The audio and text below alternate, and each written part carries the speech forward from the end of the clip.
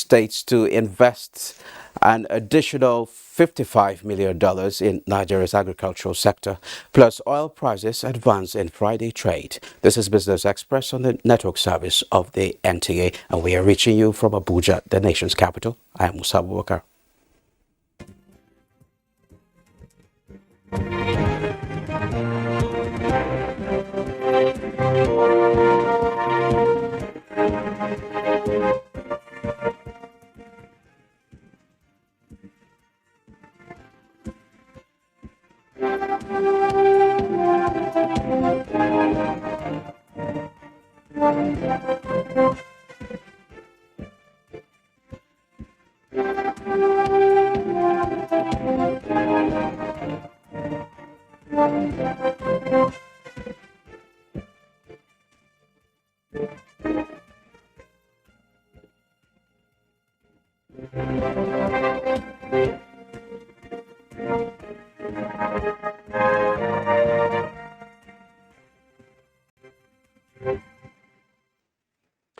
Now let's begin the program with Forex. In the face of rising demand for foreign exchange, the Central Bank of Nigeria, CBN, has advised Nigerians to resist the urge of succumbing to the speculative activities of some players in the foreign exchange market.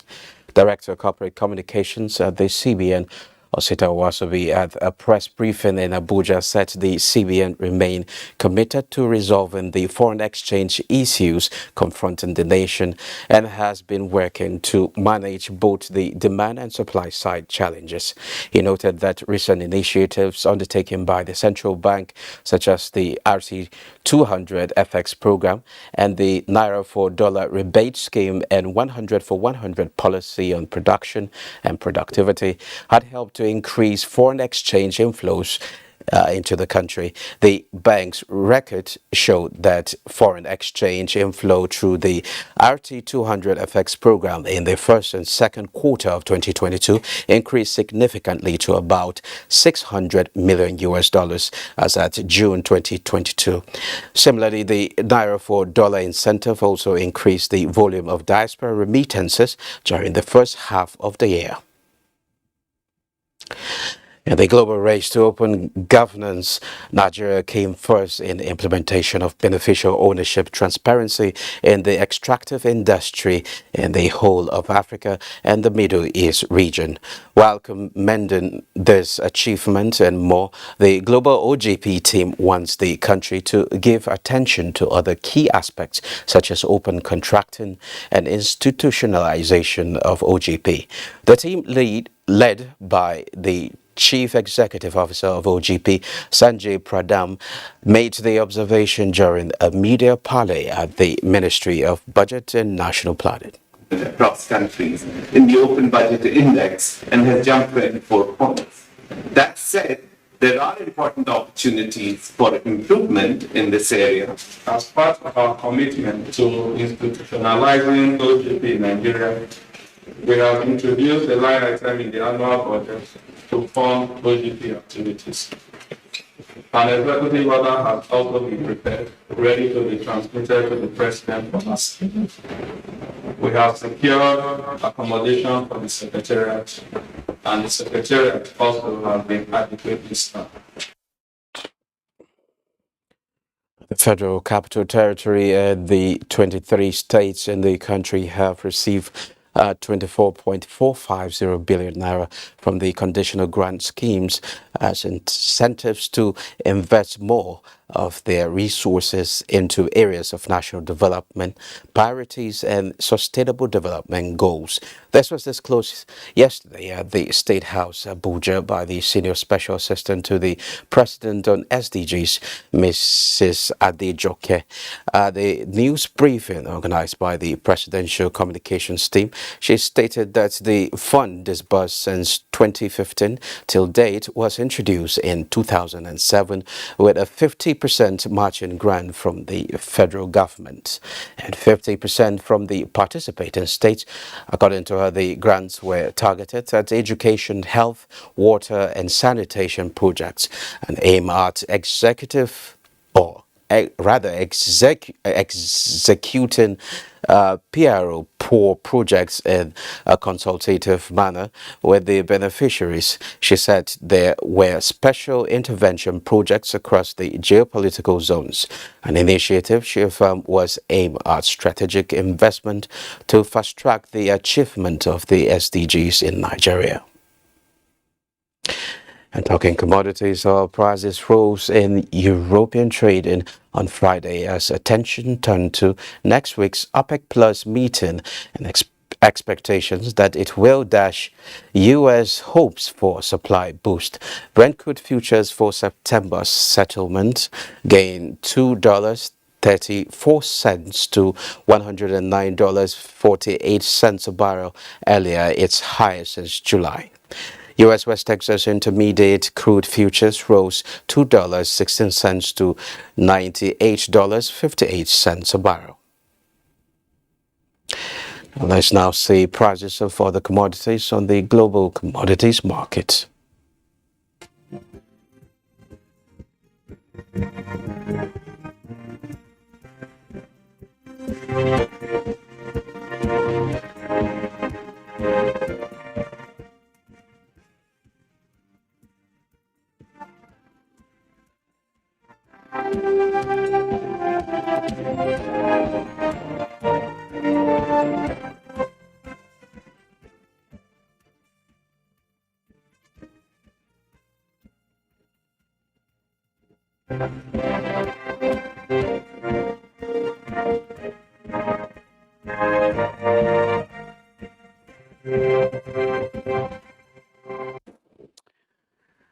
Today on the program, we will be looking at the contribution of the agricultural sector to economic growth in Nigeria and to exports, being that the agricultural sector has contributed positively and consistently to economic growth in Nigeria. Our guest is Shitu Mohammed Kabiru.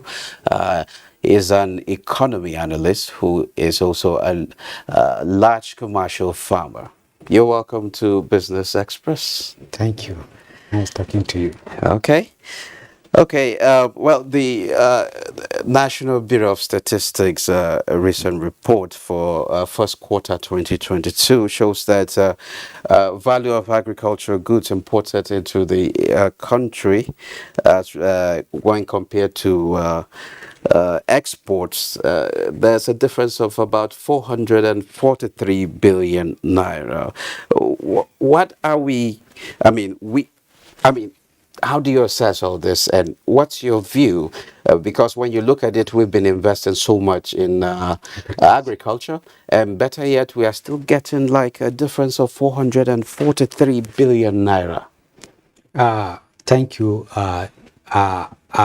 The agricultural sector supposed to be the bane and the focus of our economic development as agrarian society. But unfortunately, yes, they have promoted rice, we are promoting wheat, but most of our product, because we lack the testing equipment, and we could not meet up with the international standard of requirements. Most of our product are banned. In 2015, beans was banned, and they gave us 2 years to meet up. We couldn't meet up because of aflatoxic and other things. Now, by 2020, it was totally banned. Now, our yam are banned. No product to take out from Nigeria that is not banned. But if you go take our product to Ghana, then you export from Ghana, it is taken. Why? Because they have laboratories, they've been able to establish international standard, they will test and then send it abroad. But here, we could not establish such. And secondly, we could not promote the practice that, let's assume our farmers, one, they are not well educated on the application of some of these, maybe the fertilizer. Okay, let me come in here. Yeah. The bone of contention here is we are not even producing enough for our own local consumption? Because if you look at the difference, We are taking you. the I'm export. taking you Okay, there. okay. I'm taking Go you on. there. Go on. Because of lack of all these incentives, we could not meet up. Then we could not promote the youths, the young ones, into agriculture. As the population increased, we all moved to urbanization. And we projected that even from our National Youth Corps, we should now establish state agriculture youth. So that National Youth Service Corps, instead of taking them to classrooms, you take them to farm. They will be then in that farm. Would they agree to go to the farm? Yes, if you make our rural area is habitable. Okay, How do you have to make the rural area attractive. By giving electricity and co. And until we de-emphasize the issue of national grid and allow people to generate and then distribute and be able to take, this will make our rural area to be open. Then agriculture will come. And secondly, we must make sure that we ban exportation of our but not that if we produce enough. Because if you say ban exportation, no, we must ban exportation of raw materials until it's processed. That is how nations grow. That is how nations grow. Yes. If you ban exportation of crude, you ban exportation of our gold, you ban exportation of our yam, exportation of beans, exportation of rice, all this our neighboring country go to the border in the night. Millions of trailers passes to Ghana, and from Ghana they export it. Millions of trailers move to Benin Republic. From Benin Republic, so the statistics of Nigerian product are giving credit back to Benin Republic, Ghana, Niger. Even our beans, they will tell you it's Niger beans, but it's our beans. But because it's not exported from Nigeria, so you believe we don't have enough, and people believe want to export than even selling within the country, because we make export our product, but through other windows, which does not reflect in our own country books. So you are saying we can export it to other African countries, but we can't export it to Europe and America? Yes, because we don't have. We are yet to meet the standard. We are yet to meet the standard. But those people have their laboratories and they have ways. And then, it depends on your relationship with international community in area of.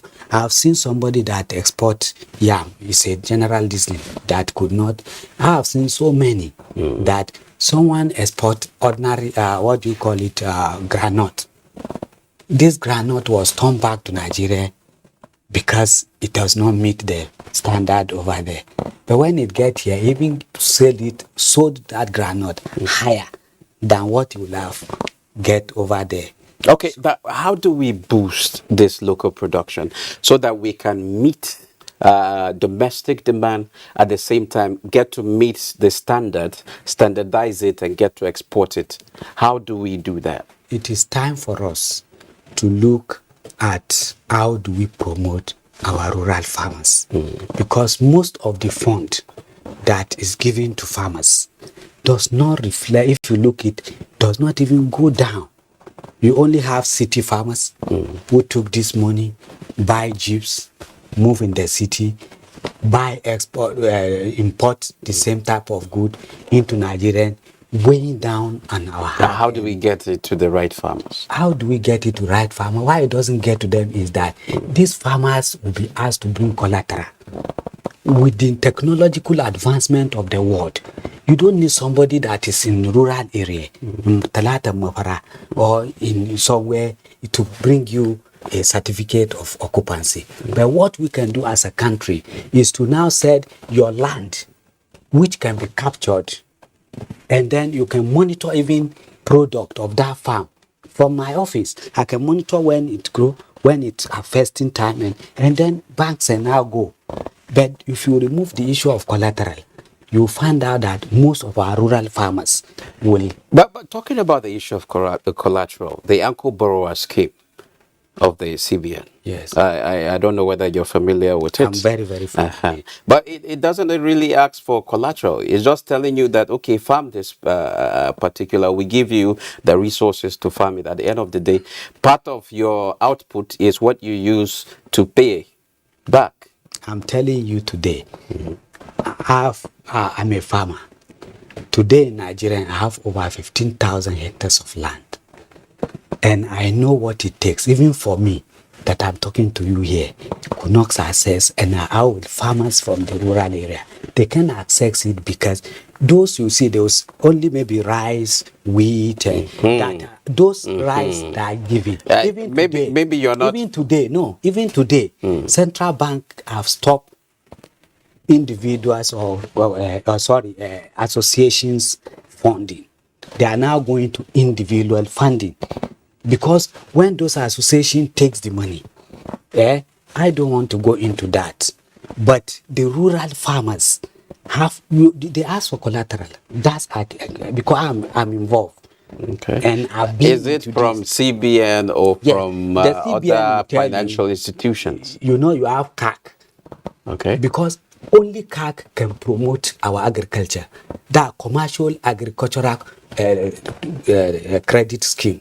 Okay. Because in collateral, we must go mechanize. We must mechanize. Of course. And you cannot mechanize your farm when you cannot access CAC. And you cannot access CAC until you give. In fact, if banks are giving you, you have to go through your commercial bank. Although the interest is just 9%, 5%, but bank will add to 9%.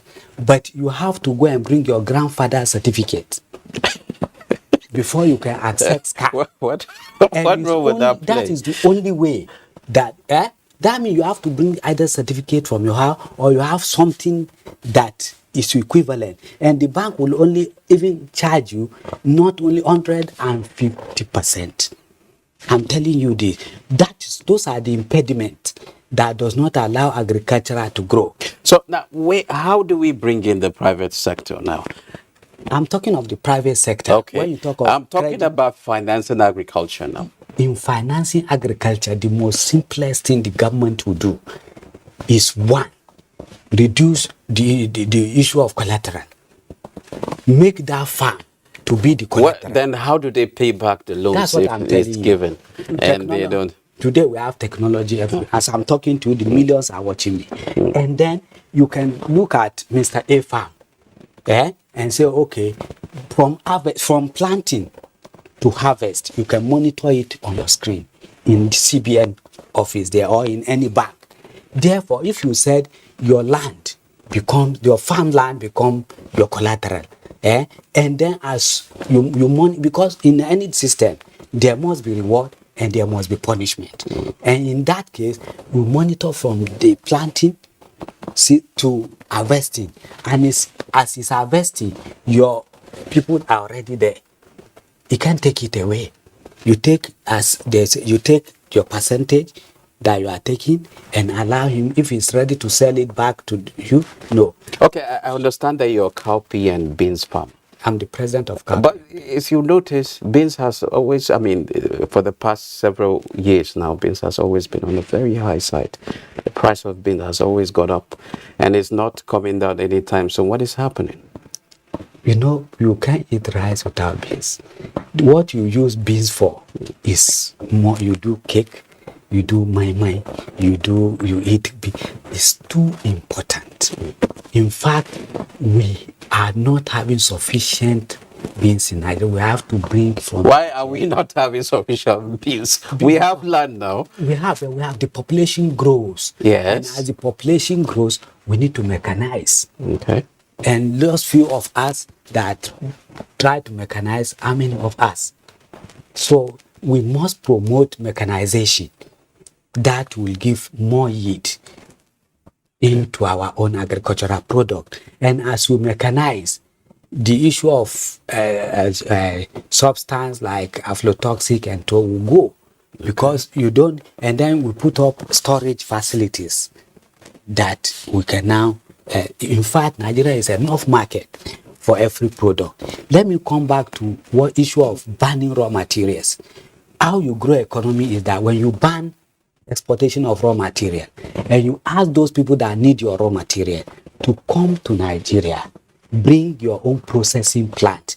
That way, our rural community will see how processing of these products are. It's just like a place where you have cocoa and you export raw cocoa. You now bring back chocolate. How much is chocolate? You buy chocolate maybe 1,000 naira.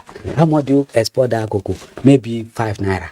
Okay, So you can see the difference. aside So agriculture. processing must be promoted. Aside agriculture, where else would you like to see government and private sector give attention to?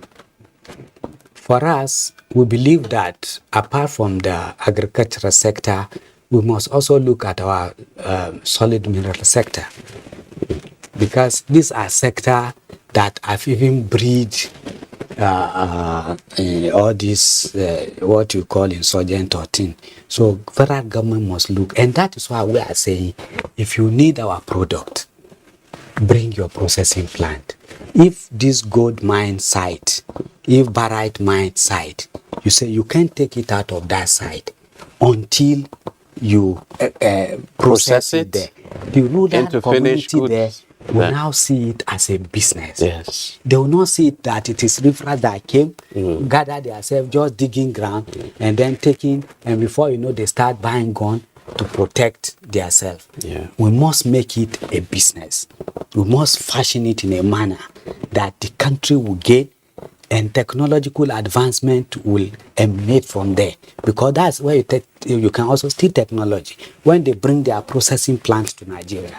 And we must also look at our aquatic resources, because if you look at our high sea, where you get streams, where you get fish, you see people bring trawlers from international water, get to our own water territory, just catch our fish, catch our stream, they sell half to us here, and within the ocean there, they sell it. We can promote those in the coastal area to now provide trawlers for the young ones. To also promote, get them to the IC.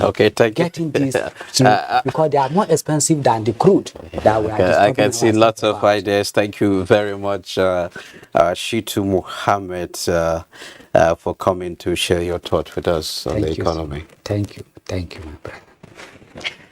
Now moving on, Naira weakens 35% in 10 months, trading between 710 to 720 Naira to a dollar in the parallel market. Let's see the official exchange rate.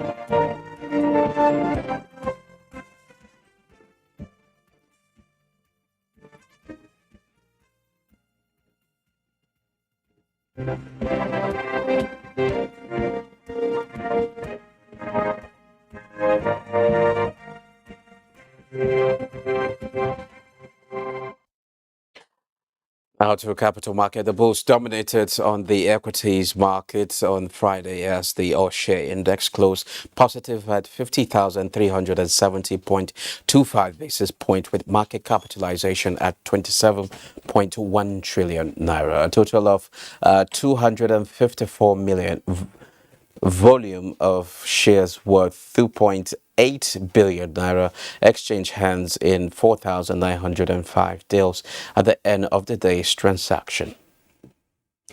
Now will stocks let's take a look at the global stock market.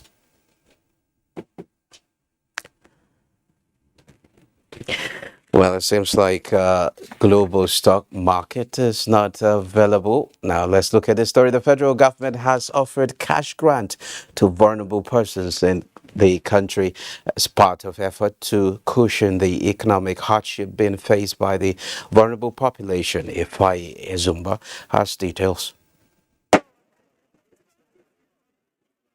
Disbursement of cash grant to beneficiaries. During the flag-off ceremony in Abuja, The FCT Minister of State, Ramatu Tijani Aliu, commended President Muhammadu Buhari for his decision to initiate the National Social Investment Program, noting that since its inception, the NSIP has impacted positively in Nigerians' quest to win the war against poverty. As we commence the distribution of this grant, therefore, it is a statement that the government is ready to do all that is necessary to join the Committee of Nations to fight the global economic. FCT focal person Chinwendu Eteyan Amba revealed that the disbursement of cash grant was the second phase of NSIP to vulnerable groups in the FCT. Under the cash transfer, a household receives 5,000 stipends every month, and they have been saving this money. They have a cooperative, and now they can boast of 20-something million that they have saved, and they can access loans on this money. The FCT administration reiterated that the exercise was aimed at cushioning the impact of poverty and to encourage the growth of small-scale businesses in the country. In Abuja, Ifani Isumba. Well, that's it. This is where we end this episode of the program, the last for the week. Don't forget you can access all previous episodes on YouTube. Do join us again next week. I am Musa Abubakar.